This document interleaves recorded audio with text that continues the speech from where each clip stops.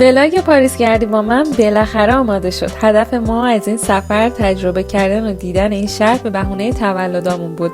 حالا اگه اولین باره که میخوای بری پاریس یا اگه میخوای پاریس رو از نگاه من ببینی و بشنوی، پس بزن با هم بریم یه سفر فرانسه پاریس.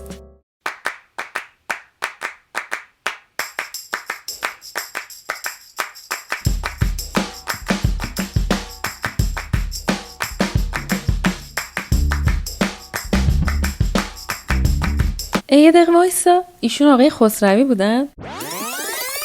درسته، پروازمون همزمان بود. خلاصه که با یه شروع جذاب رفتیم که پاریس گردی رو شروع کنیم. بذار اول اینو بهت بگم که وقتی رسیدی فرودگاه شارل د گل همه چی به زبون چینی و فرانسه و انگلیسیه، اکثرا هم به زبون فرانسه. خلاصه ما هم گیج و گنگ و پرسون و با زبون بی زبونی رفتیم که پیدا کنیم چجوری میتونیم بریم مرکز شهر. که رسیدیم به این قسمت‌ها که اونجا میتونستی بلیت بگیری. ما هم بلیتمون رو برای مرکز شهر گرفتیم و راه افتادیم.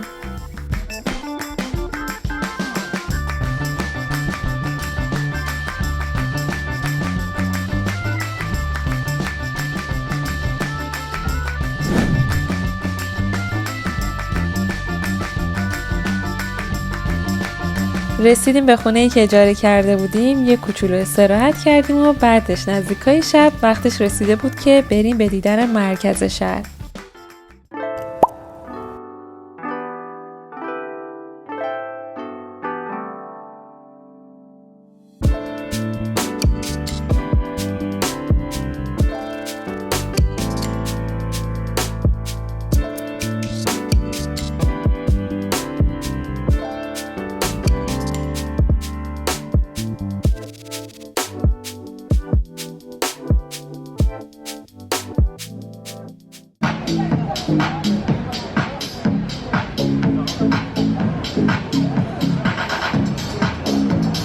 خب اولین شب از پاریس ما اومدیم خیابون شانزلیزه، چون وقتی رسیدیم دیگه یک کوچولو خسته بودیم که گفتیم چجوری از وقتمون خوب استفاده کنیم. گفتیم بیایم قلب پاریس، مرکز شهر شانزلیزه و این تیکه ها رو ببینیم، کلا دسترسی ها رو یه بررسی بکنیم، ببینیم چه صورته. قبلا پین کردیم کلی جا توی پاریس، قراره بریم بگردیم از فردا، یعنی گردش هستیمون از فردا شروع میشه. دسترسی با مترو، اتوبوس و همه جا خیلی راحته توی پاریس، همه جا دسترسی هست. منتظرم که تایید کنه. تایید میکنم. فقط نکته‌ای که وجود داره الان اینه که من بعضی از خطا رو که نگاه می‌کردم خیلی قدیمی هن.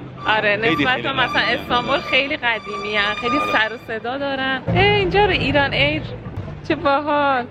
ببین قشنگ اینجوری هم که اصلا حس میکنم یعنی هنوز اون پاریس ننشسته انگار، هنوز احساس میکنم یه جای خیلی آشنام، خیلی عجیبه.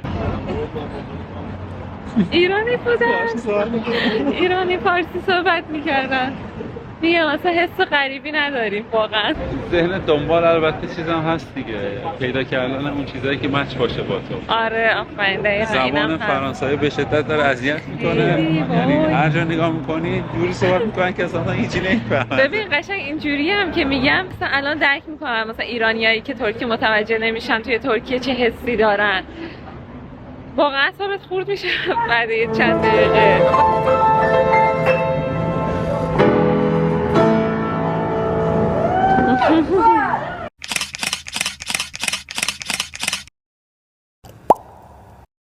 CRF تلفظ نمیشون؟ بله. زبان فرانسه داره میخونه که اینجا تلفظا رو یاد بگیره. اینا تلفظ میشه. آها CRF تلفظ میشه، بقیهش تلفظ نمیشه آخر کلمه. فرانسوی هم یاد گرفتیم.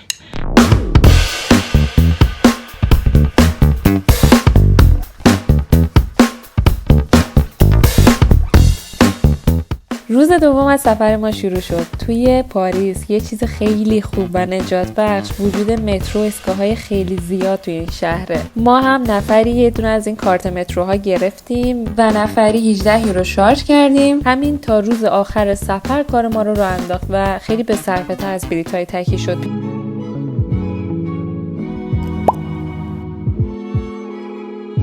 رسیدیم رستوران آنجلینا که انتخاب ما برای صبحونه بود. یکی از قدیمی ترین و کلاسیک ترین رستوران ها بیکریای پاریس که مربوط به سال 1903 هستش.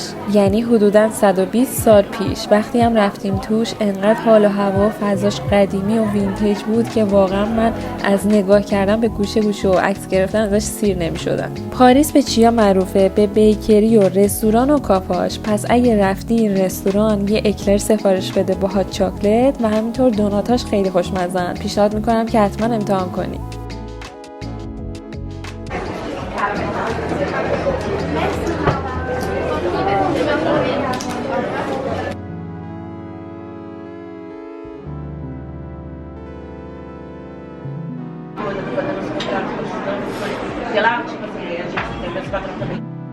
ما برای برانچ آنجلینا رو انتخاب کردیم و خیلی رستوران خیلی خوشگلی بود. یعنی توش که خیلی خوشگل بود، غذاش خوشمزه بود واقعا. چیزی که امید انتخاب کرد ساندویچ کلاب بود و خیلی خوشمزه بود. برای منم توست آووکادو بود، اونم خوشمزه بود ولی کلابش خیلی خوشمزه تر بود.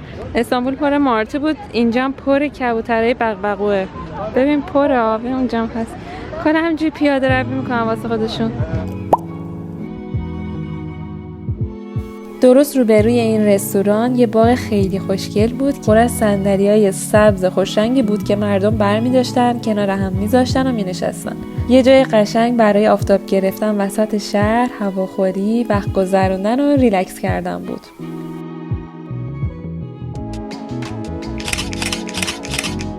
بابا اینقدر گرمه اصلا باورم نمیشه. الان چند اکتبریم؟ 7 اکتبر. 7 اکتبریم. خیلی گرمه اصلا. مثلا 6 آگسته و من اینجوری دارم خفه میشم ولی خب دیگه همینو پوشیدم. چند تا ست زدم دیگه دیدیم. ولی یه چیزی که بگم اینه که شب و صبحش دماش خیلی فرق میکنه. شبا واقعا سردم میشه.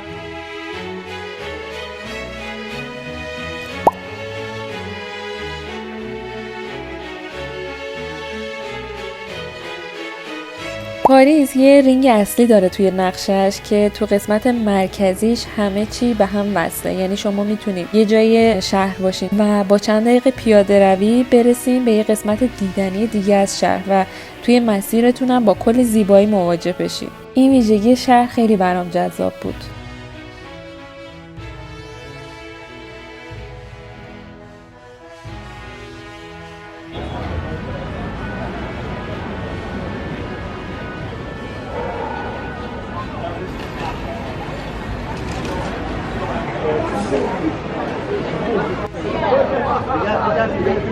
ما هم بعد از یکم گشت و گذار اطراف رود سن رسیدیم به یک کوچه‌ای که درست بغلش ختم می‌شد به برج ایفل.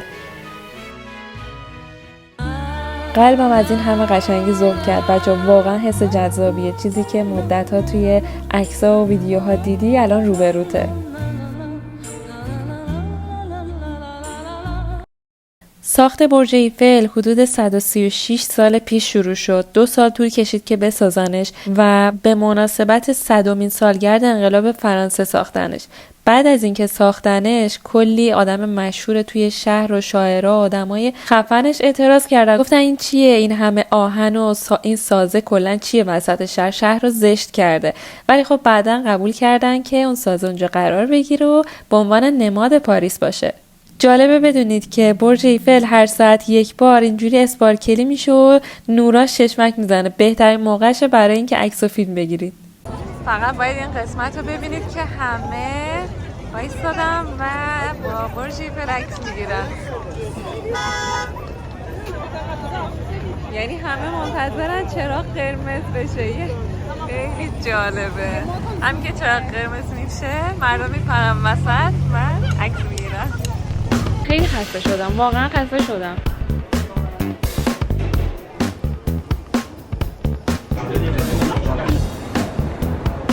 واقعا باورم نمیشه. خیلی